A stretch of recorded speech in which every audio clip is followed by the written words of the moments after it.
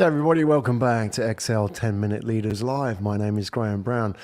Hopefully, you've been enjoying this journey into the world of leadership. One of the things that I've found that we really are digging into these days and giving prominence to is the story of mental wellness in leadership. So often we've grown up with this attitude of man up or harden the up. You know where it goes. But so much now is about how we need to pay attention to feelings and mental health as well. So to help us do that, I'm joined all the way from Portugal in the studio by Simon Stevens. Simon, welcome to the show. Graham, thanks for having me. It's a pleasure to be here. Well, albeit virtually. Yeah, well, it counts. Let's stop calling it virtually because this is real now, I think, for moving forwards. This is the new normal. I got it in. Yeah. All right, and so Simon, we've got 10 minutes together. We're going to learn a little bit about your story as well. It's quite powerful, I believe. So we'll have to try and do it justice in 10 minutes, but we'll give it a go. So are you ready? I'm ready when you are. Let's do it. Okay, so top of the billing, the easy one, just a warm up. Do you have a business card? If you do, if you'd asked me that 3.5 years ago, it would have said head of international management consulting for a very big, very well-known blue chip consulting company, whose name I'm not going to give out for obvious reasons, but reasons that will become obvious during our conversation. If you ask me to give my business card now, it says olive farmer. No joke. I love that. Olive farmer. Tell me about olive farming. That seems to me like a beautiful existence. Okay.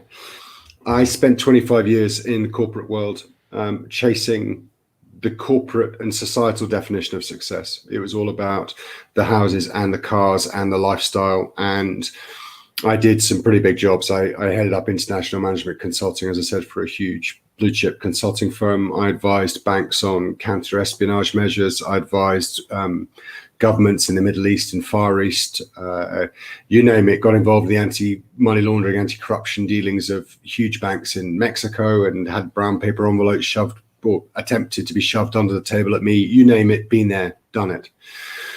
And thought I was doing everything right. Wife, children, big houses, huge holidays, the whole lot. 3.5 years ago, completely out of the blue, without seeing it coming, I attempted to take my own life. I forced open the bedroom window of a hotel bedroom in London, sat myself on the edge of the windowsill and braced myself to jump. And I had not seen it coming. I used the analogy of the boiling frog, the frog in cold water, gradually boiling to death. And what I hadn't realized is that whilst I had been striving to be as successful as I possibly could do, I had actually become a very unpleasant human being. I was a terrible husband. I was a bad father. I was not a nice person to have as a friend. I was self-obsessed, self-absorbed. I had absolutely or very few redeeming features. And it had got to a point where my wife was ready to call time on our marriage. My children didn't even know me. My daughter didn't want to be my friend. My son really genuinely wanted to move out the second he turned 16 years old.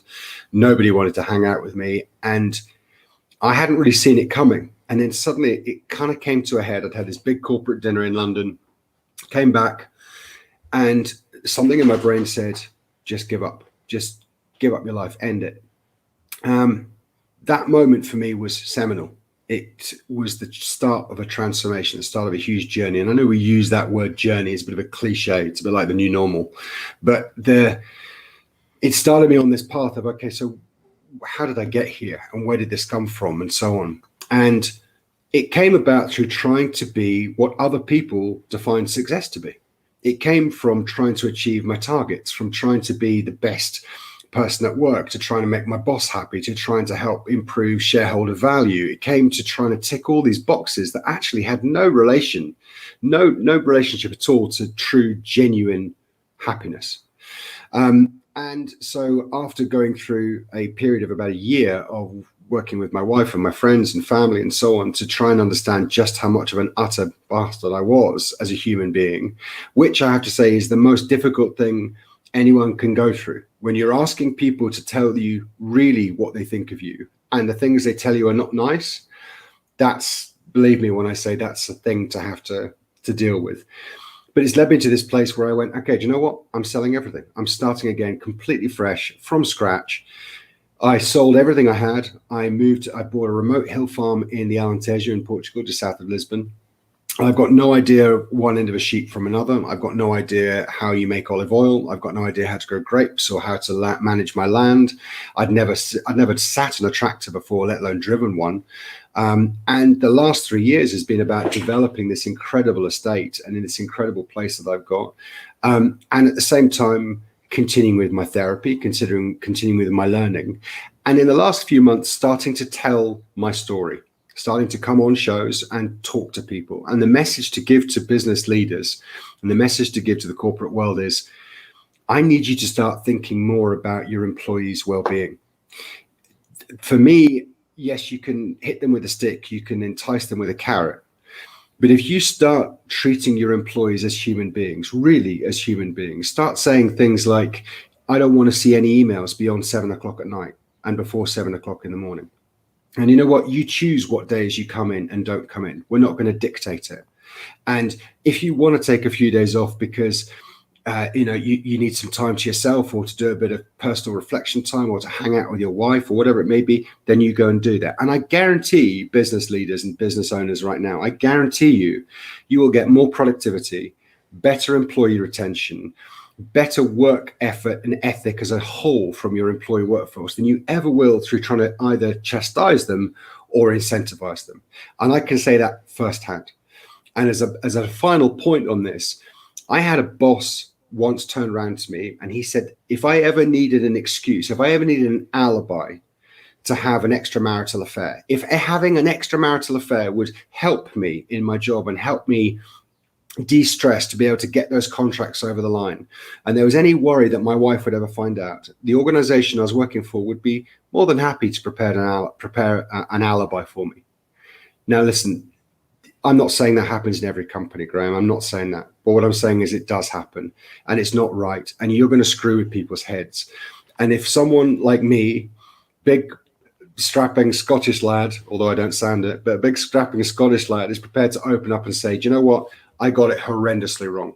It wasn't the money or the watches or the cows or the houses or anything else. True, genuine happiness is actually asking yourself, if I couldn't fail, if I knew I could not fail, if I couldn't get anything wrong, what would I actually want to do with my life?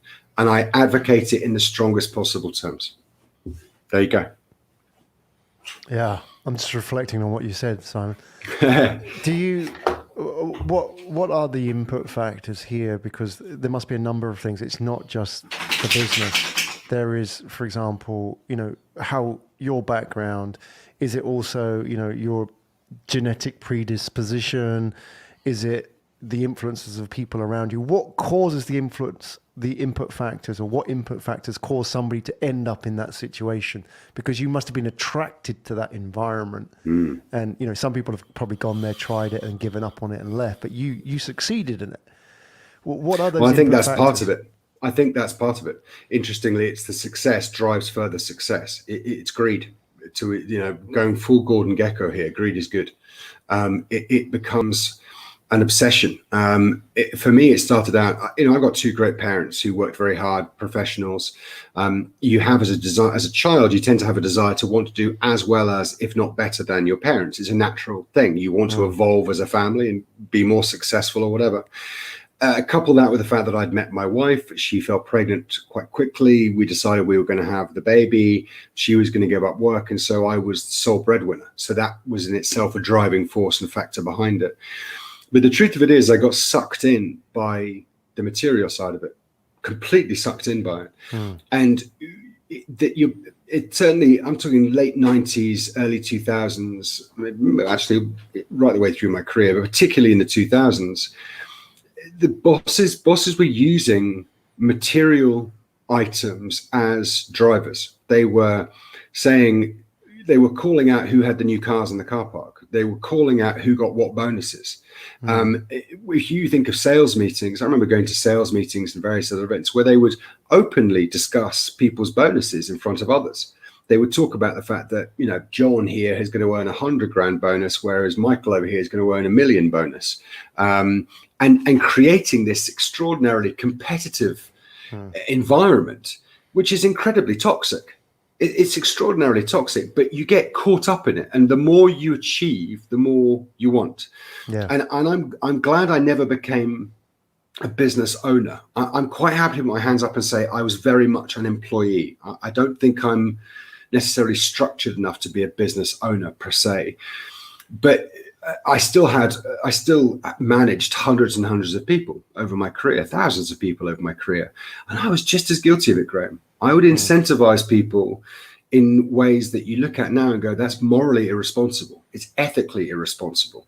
You're encouraging people. If I think of going away to these big events in Vegas and New York and all the rest of it, and it was debauched, some of the behaviors.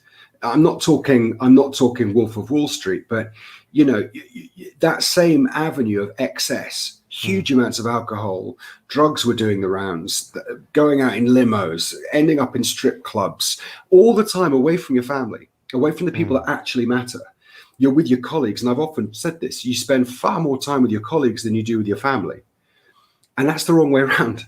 It's completely the wrong way. It's us about face. And as employers, we have to be more cognizant of it. And we have to be more willing to encourage our employees to focus their attention and their priorities on their family and their health, particularly their mental health, more than what they're doing in their corporate life. It's a powerful story. It's a powerful message, but it needs to be told. Simon Stephen, everybody, and I appreciate you coming on here, and it's not easy as well. And there's a real, recollection that has to happen. There's a sort of a deep dive into your own personal psyche and demons and having to bear all, and that ain't easy, especially when you probably still know people from your past as well, from that world. So that doesn't disappear. But the great irony, Graham? The great irony is that these people who I worked with are now the ones hiring me to go back in to talk to their companies and advise on well-being. There you go. There's irony for you. It is irony. Is it irony or is it karma? Karma, bit of both. Maybe karmic irony. Don't know. Ironic karma. I'm all right, karma.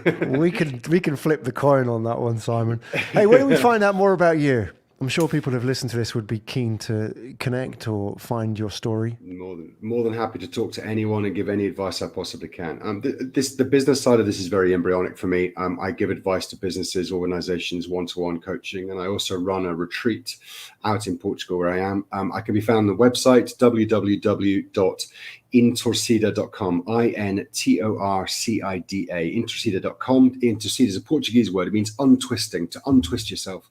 And you can also find me on Instagram at Intorcida, and I'm sure you'll put up the links as well for people. But I'm happy to talk to anyone, anytime, and give any advice I possibly can. There you go. Simon, thank you for joining us on the show today. Graham, thank you for having me. All the very best.